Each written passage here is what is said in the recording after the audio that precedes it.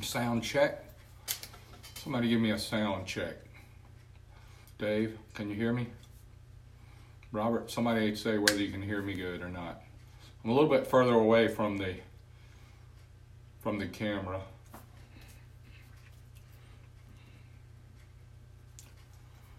Hi GB, can you hear me, Jim?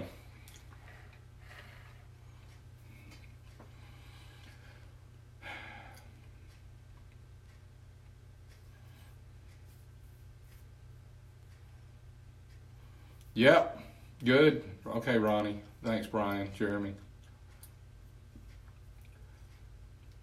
6 o'clock Eastern on Tuesday, we're going to do Tech Talk Tuesday because it's Tuesday, and I have technical stuff to talk about, and I'd like to share it with you. And we're getting ready to. I see a few people loading up, getting on. We're getting a good crowd. That's what we need. Want to say, first of all, we're going to save these. Monica here at Star is trying to put together a page for us to put on YouTube, and we'll have them all numbered. I think this should be the 18th one. It might be the 17th, but it's something like that. But today we have a few subjects I want to talk about. A little bit about rods, rod bearings, crankshaft bearings, main bearings, case bearings, and I want to talk about the static and dynamic compression ratios that I kind of let slide last week. We kind of scratched on it a little bit, talking about carburetors versus EFI, and I may touch on that again, but everybody doesn't see everything. There are very few of you have seen all of these, and if you have, you are a die-hard techie, man. Die-hard techie, or a sponge, or I'm sure there's every different kind of folks watching. Some people want to see what mistakes I make, which that's all cool. I mean, if you don't want anybody to criticize you or make fun of you, then keep your mouth shut and sit on the couch. I'm okay with my position that's happened over the years. Our industry, and the good Lord's left me living on the planet long enough to gather up a ton of information, and I love sharing it with you guys. I see a lot of cool people there from all over the world, man. I got Europe and Australia now, and I'm clear, blurry, clear, blurry. I don't know. I guess that's a connection problem you have. I'm connected up good here. Sorry about your reception there. But the rods, a lot of people, we take for granted what kind of rods are in some really good race engines. Like, we have bearings, the bearings, and race cars, Hayabusas, ZX14s, lots of really high-end Formula One, NASCAR, Pro Stock car, Top Fuel, Funny Car, all those have, Babbitt bearings, which rely on oil pressure as a film to separate the metal, the crankshaft from the bearings. But our Harleys have caged roller bearings. A lot of folks don't know this, but this rod is one piece. Can't take the cap off. Can't change the bearing. The bearings go in the rods, and all of these little rollers. I'll show you what one looks like. This is all the front cylinder has right here. The pressure. One of the rods has a long bearing in it, this long. Has a nice long bearing in it. Fits in here in a wide race. This right here is a cage. It holds all these rollers in place. And the rear has two of these. Or I guess it's the front, whichever one. I've seen them both ways. We have engines coming in here with the rods in backwards. Sounds crazy. But as you can see, this cage is long enough, wide enough for this rod, and it takes two cages to do this rod. Now, have you ever heard of a knife and fork rod combination? These are the new Corellos. These are the replacement rods for the Milwaukee 8, 2017, 18, 19, 20. Carrillo makes these to go in the Milwaukee 8s, and this is how it works. All the horsepower and all the pressure goes through these two little skinny bearings here and this little skinny bearing here. And they have cages and rollers. There's several people building cranks out there that do a great job, but this is so much similar to what the Pro Stock Suzukis are running right now. A Pro Stock Suzuki, like Jerry Savoy and the War Team and Vance and Hines Pro Stock engines, have these kind of rods. They're a lot smaller, okay? But they use caged roller bearings. I just thought you would think it was interesting that this is the little jewelry inside of your connecting rods. I don't know if you can see this, but it's a whole bunch of these. This bag right here, just enough for the two rods in this in this race here. Now on a Pro Stock NHRA S&S engine, like for Matt Smith's, maybe some of those Buell guys that have the older 160 that have the roller bearing rods in them, this is the main bearing. This big old thing here. It has ceramic balls in it, and we run rods like this, and we run rod bearings like this, and we turn it 10,500 RPM, and it makes 400 horsepower. And that is a 160 cubic inch V-twin, 2 cylinders. It makes a 600, pretty much, cubic inch V8. And I just thought it was interesting. A lot of folks that have Harleys, twin cams, Evos, Milwaukee 8s, Sportsters, they don't realize that they have this combination. It's called a knife and fork, or a male and a female rod.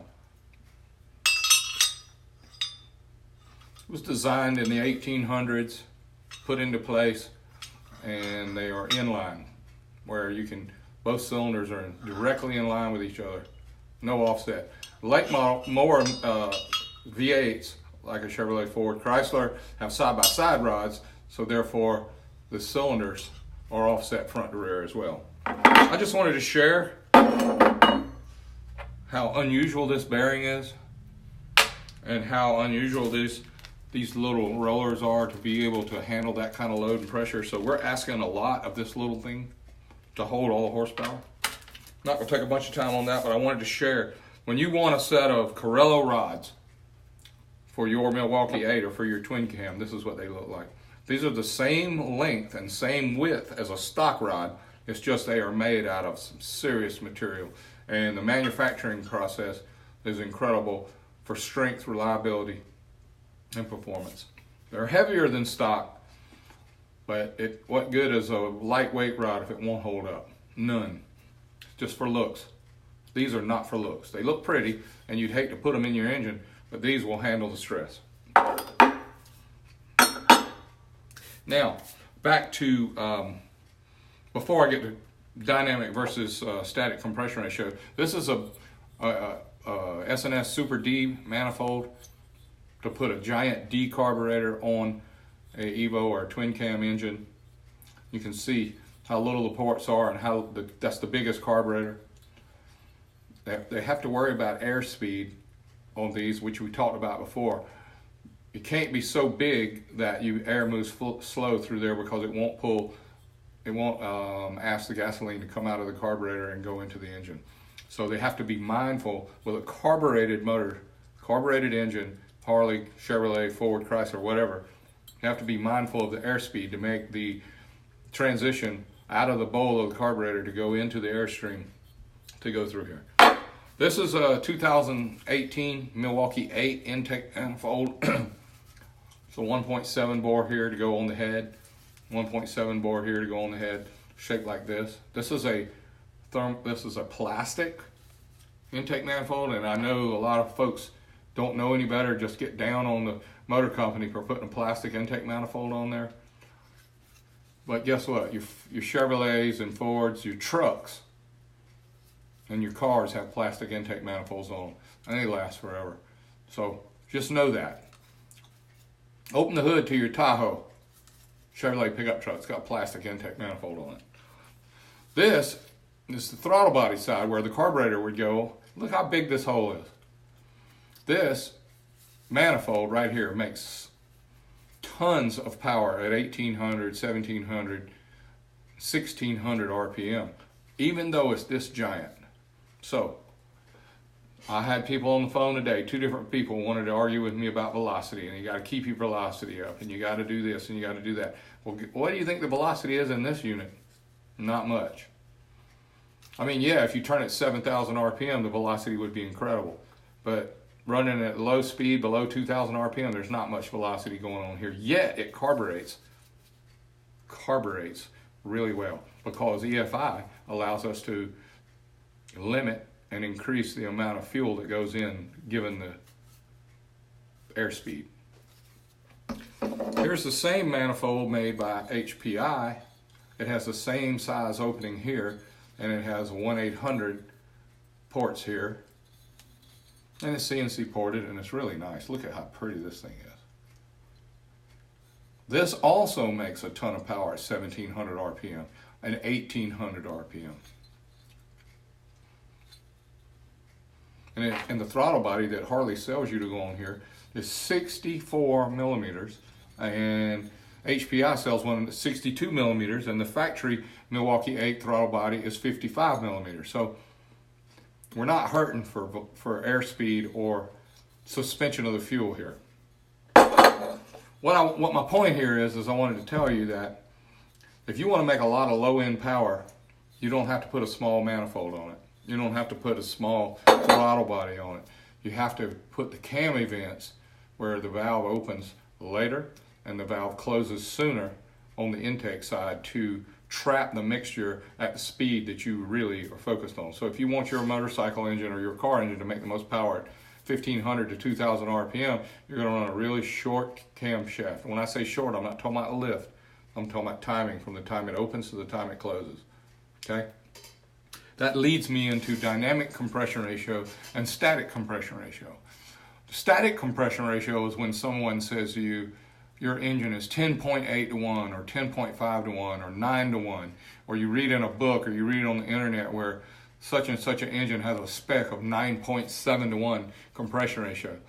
That is just the measured mathematics of the volume in the combustion chamber, the volume of the cylinder, bore, and stroke, how many cc's of the bore is uncovered with the stroke, and it could be 1,000 cc's, and then you have a 100 cc chamber, and you shove 1,000 cc's of cylinder at TDC into that 100 cc chamber, and it makes 10 to 1 compression ratio. That's it, it's math. 1,000 cc's of displacement goes up and compresses and shoves all 1,000 cc's into the 100 cc chamber, makes 10 to 1. Now if you want 20 to 1, you put all 1,000 bore times stroke shoved up into a 50 cc chamber, and then you'd be 20 to 1. That might be off on the math just a little bit, but you get the basic idea of what I'm trying to say. Now, please understand that static compression ratio has nothing, no. It doesn't have much, yes it does. I'm correcting myself. Dynamic compression ratio is a whole different thing. A dynamic compression ratio is when the engine is running. That's when the valve events come into play and the airspeed comes into play. And when the intake valve opens and then the piston goes down, it creates a depression where God's atmosphere pushes the air into the engine through the intake, through the throttle body, through the manifold, through the port, through the valve, into the cylinder. And then the piston goes down, creates that depression.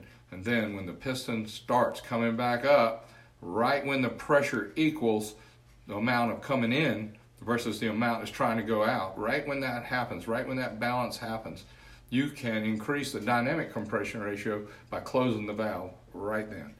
Now, if you want to make more horsepower at high RPM, then you're going to do the same thing. You're going to open the intake valve, the piston's going to go down and create a depression where the atmosphere will fill the cylinder, and then when the piston turns around and comes back up, you're going fast enough RPM now where it takes a little bit longer for that pressure to equalize, so you would close the intake valve a little bit later.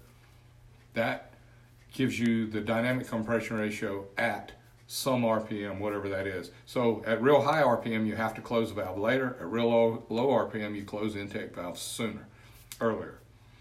That's all talking about the degree wheel deal we carried on. So if you have 11-to-1 and you put a short duration cam in it, 11-to-1 static compression ratio, and you put a short duration cam where it opens later and closes sooner, that means the lobe has a real narrow lobe versus say a S&S 640 cam where the valve opens really early and it closes really late. That camshaft has the valves open for a long time, so you can put more static compression ratio in it without having detonation. Now, detonation with gasoline is controlled by temperature, static compression ratio, dynamic compression ratio, which is cam timing, and load. So if you load the engine at full throttle at low RPM when you got the camshaft timed right and you got a lot of static compression and you got a lot of dynamic compression, you're gonna ignite the fuel too soon, and that is called pre-ignition. That means it lights before the ignition system tells the spark plug to light. That's pre-ignition. We also have auto ignition. And you want to run an octane that's high enough to where you can run more pressure without it auto igniting or pre-igniting. Sometimes we hear it in the engine, we'll hear spark knock. It'll be when you give it gas, and you hear it rattling. It sounds like rocks in the gas tank. Well, that's what's happening in the cylinder. That's auto ignite. That's auto ignition or pre-ignition, which is terrible for your engine. It's beating these little baby rod bearings, and it's beating these rods up really bad. That also hammers the pistons and the rings. The pressure is so big because it's uncontrolled pressure. And if it fires before it's supposed to fire, you're going to have engine destruction. So if you're riding your motorcycle or you're driving your car and you crowd the throttle down early and you hear it spark knocking or pinging, back off the throttle, downshift, get into a different RPM range, something. Don't do it damage to your engine. I'll tell you one thing that's happening nowadays is the stereo systems are so extraordinary. The stereo systems have more power than the engine. And when you have your stereo on full crank and you're riding around showing off, you can be detonating and spark knocking your engine to where you're going to come back after the run and your stereo was big and loud and you couldn't hear your engine self-detonating. And you're wondering why it's puking oil out of the air cleaner, why the breathers are full of oil. You're spark knocking and pinging. So you have to be careful of that. I also wanted to say that I really appreciate you guys asking questions, making suggestions all week on what we should talk about. A lot of folks come up with some great ideas. I'm going to go over and bring a Milwaukee 8 case over here to the table, and I want to show you something about it. A couple more things to show.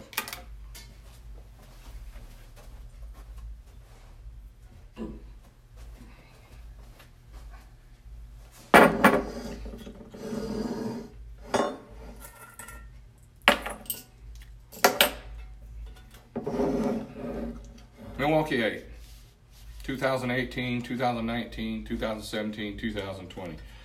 Here, you read on the internet about people talking about the piston oilers. They're little squirters that bolt on here with 2 screws. They have a gasket, and they point jets that spray oil under the pistons. It cools the bottom of the piston. It's not for the wrist pin. It's not wrist pin oilers. It is piston coolers. If it cools the wrist pin or oils the wrist pin, that's great, but that's not where the oil for the wrist pin comes from, because you can block these off. You can block these off with little plates and block them off, and the engine will run fine. But if you're going to push the issue with static compression ratio, dynamic compression ratio, and octane, trying to run cheap gasoline, this is going to help you, because it squirts 200-degree oil on the bottom of your pistons, and the top of your pistons could be 600, 700 degrees. And remember, the pre-ignition and the auto-ignition comes from too much temperature, too much pressure, or too low octane. So one of the ways we can reduce pre-ignition or detonation is to spray oil, cool oil. 200-degree oil is cool compared to the dome of a piston or the inside crown of the piston. So piston oilers really matter. On the Milwaukee 8, there's been a lot of news on the internet, a lot of people talking about these screws were left loose by the factory. What's really amazing to me is from the Harley-Davidson Motor Company, these are self-tapping screws with a soft gasket and an aluminum manifold that sprays oil on the bottom of the pistons.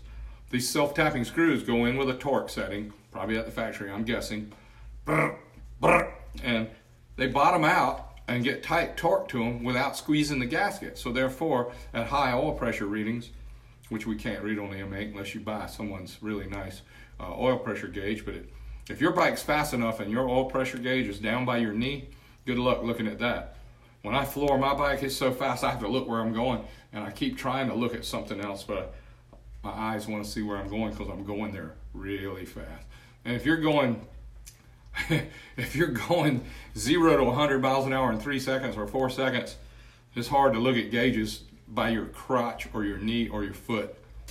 But it's really cool to look at when you're sitting still or when you're idling or you're sitting at a traffic light and you look at it and you rev it up and the oil pressure goes up. What really matters is how much oil pressure do you have at full G-force when you're pulling 2 G's in first and second gear and you can't look at that. You look at that. So yes, there's a lot of engines with piston oilers. Twin cams, they have piston oilers, but we haven't read about the twin cams having loose screws. We've been reading about the Milwaukee 8s and we find them in our shop. Some of the screws are not torque tight enough because they're self-tapping screws.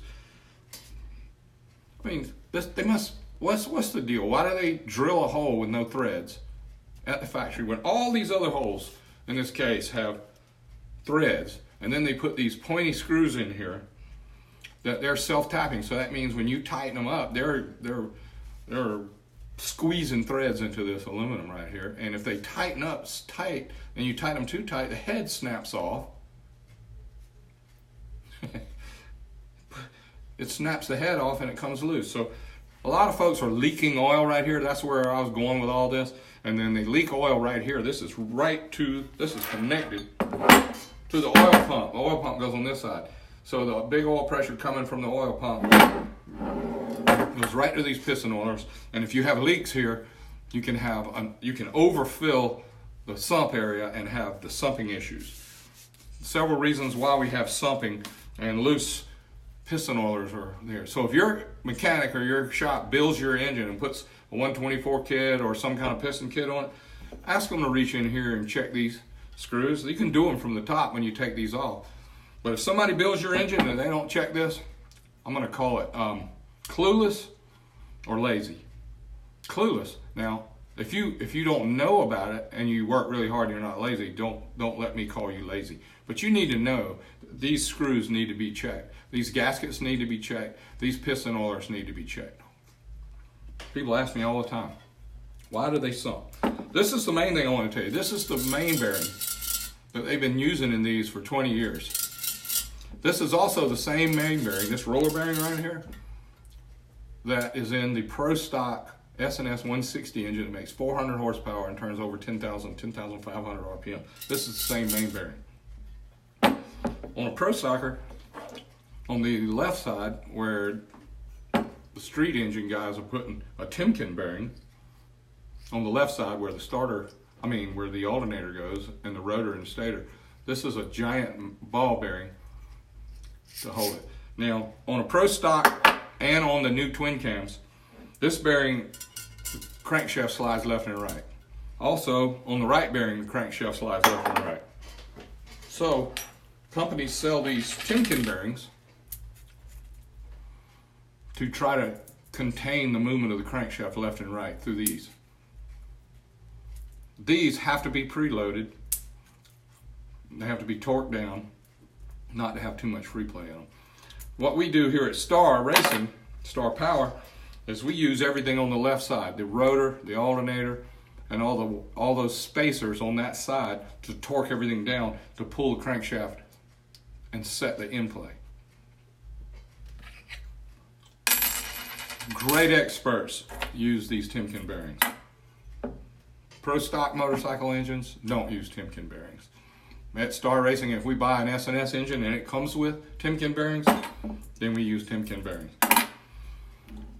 Engines, early twin cams came with Timkens, and then the newer twin cams went to both rollers on both sides, and the Milwaukee 8s come with this roller on both sides. A roller bearing here and a roller bearing on the other side, and all the clearance is set outside the cases so the crank can't move left and right.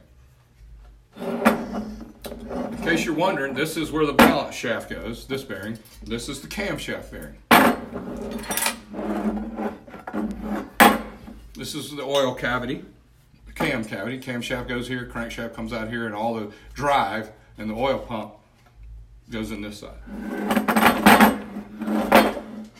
It's a lot of information. We're going to have a lot more questions.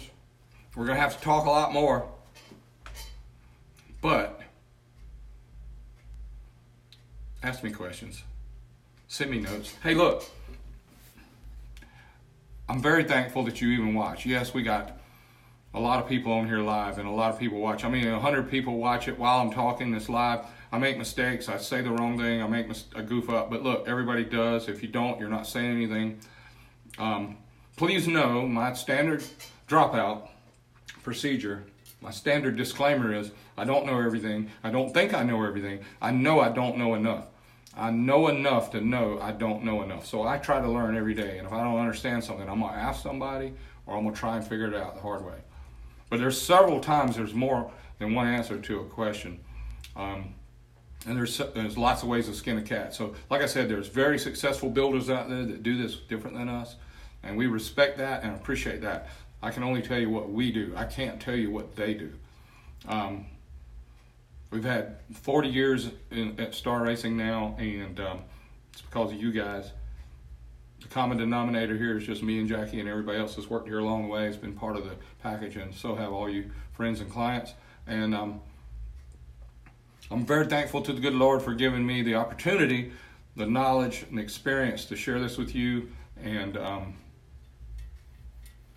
I want to know more about what you want to know. I want to know more about what you know, and I would love for you to share with me. I'm going to save this on my phone, and then I'm going to email it to Monica so we can put it on YouTube, and then tomorrow I'll share it to the Star Racing page so it'll be recorded, a live show recorded. It will be recorded live, like right now it's live. And maybe if you missed it or you came in on the tail end and you'd like to know more about what I'm talking about, a couple things. Watch us on YouTube, watch us on my Star Power page, and ask me questions. Thank y'all. Peace out.